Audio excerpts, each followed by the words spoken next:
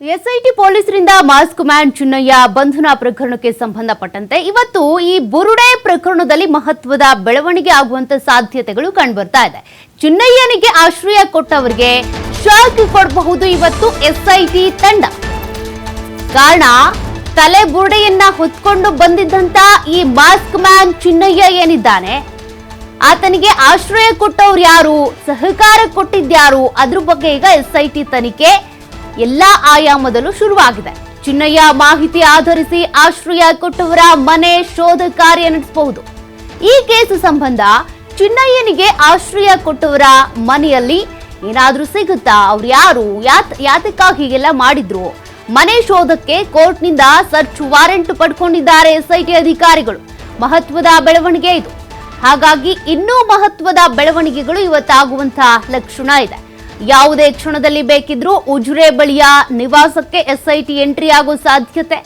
ಆರೋಪಿ ಚಿನ್ನಯ್ಯ ಉಳಿದುಕೊಂಡಿದ್ದಂತ ಹಿನ್ನೆಲೆ search warrant ಅನ್ನ ಪಡ್ಕೊಂಡಿದ್ದಾರೆ. ಆ ಮನೆಯನ್ನ ಶೋಧ ಕಾರ್ಯ ಮಾಡಬೇಕು ಅಂತ ಈಗಾಗಲೇ ಪೊಲೀಸರನ್ನ ಕರೆಸಿಕೊಂಡಿರುವಂತ ಎಸ್ಐಟಿ ಮಂಗಳೂರು, ಬಂಟ್ವಾಳ, ಪುತ್ತೂರಿನಿಂದ ಪೊಲೀಸರ ಸಹಕಾರವನ್ನ ಪಡ್ಕೊಳ್ತಾ ಇದೆ ಎಸ್ಐಟಿ ತಂಡ.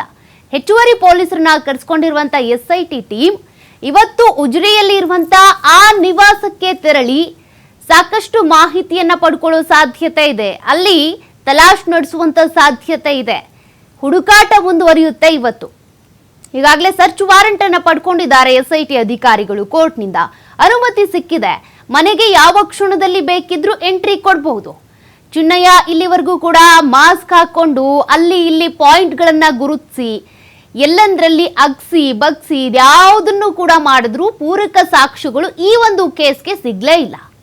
ಹಾಗಾಗಿ ಅಗ್ದಲ್ಲಿ ಬಗ್ದಲ್ಲಿ ಏನೂ ಸಿಗದೆ ಇರೋದ್ರಿಂದ ಈತನ ಮೇಲೆ ಇರುವಂತ ಸುಳ್ಳು ಆರೋಪ, ಅಂದ್ರೆ ಈತ ಸುಳ್ಳು ಆರೋಪಗಳನ್ನ ಮಾಡಿದ್ದ ಅನ್ನುವಂಥ ಕಾರಣಕ್ಕೆ ಮತ್ತೊಂದು ಕಡೆ ತಲೆಬುರುಡೆಯನ್ನ ತಗೊಂಡು ಬಂದಿದ್ದೇನಿದೆ ಅದು ಕೂಡ ಕಾನೂನು ಬಾಹಿರ.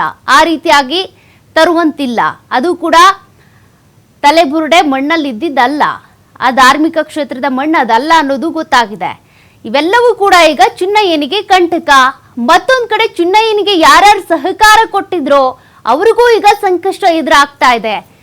ಅದು ಉಜ್ರೈ ಮನೆ ಏನಿದೆ ಆ ಮನೆಗೆ ಹೋಗಿ ತಲಾಶ್ ನಡೆಸೋದಕ್ಕೆ ಅಂತ ಈಗಾಗಲೇ ಕೋರ್ಟ್ನಿಂದ ಎಸ್ಐಟಿ ಅಧಿಕಾರಿಗಳು ಅನುಮತಿ ಪಡ್ಕೊಂಡಿದ್ದಾರೆ. ಮತ್ತೊಂದು ಕಡೆ ಪುತ್ತೂರು ಸೇರಿದಂತೆ ಬೇರೆ ಬೇರೆ ಪೊಲೀಸರ ಸಹಕಾರವನ್ನು ಕೂಡ ಕೇಳಿದ್ದಾರೆ.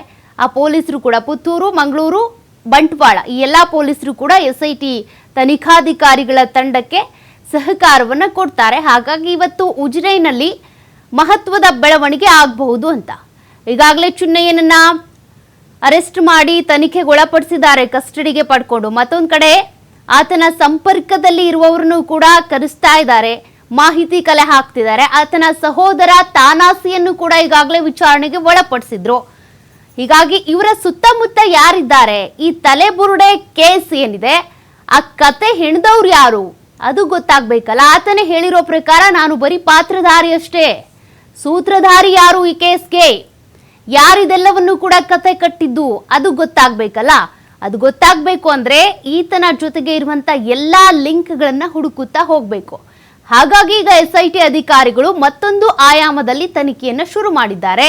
ಈತ ಉಳಿದುಕೊಂಡಿದ್ದಂತ ಉಜಿರೆ ನಿವಾಸಕ್ಕೆ ಹೋಗಿ ಮಾಹಿತಿ ಕಲೆ ಹಾಕಬೇಕು ಅಂತ, ಅಥವಾ ಆತನಿಗೆ ಆಶ್ರಯ ಕೊಟ್ಟಂತ ಆ ನಿವಾಸದಲ್ಲಿ ಯಾರಿದ್ದಾರೆ, ಅವರಿಗೂ ಈ ಪ್ರಕರಣಕ್ಕೂ ಏನ್ ಸಂಬಂಧ, ಯಾತಕ್ಕಾಗಿ ಇಷ್ಟೆಲ್ಲ ಮಾಡಿದ್ರು, ಅದಕ್ಕೆ ಇವತ್ತು ಮಾಹಿತಿಯನ್ನ ಕಲೆ ಹಾಕ್ತಾರೆ ಉಜಿರೆಗೆ ಹೋಗಿ.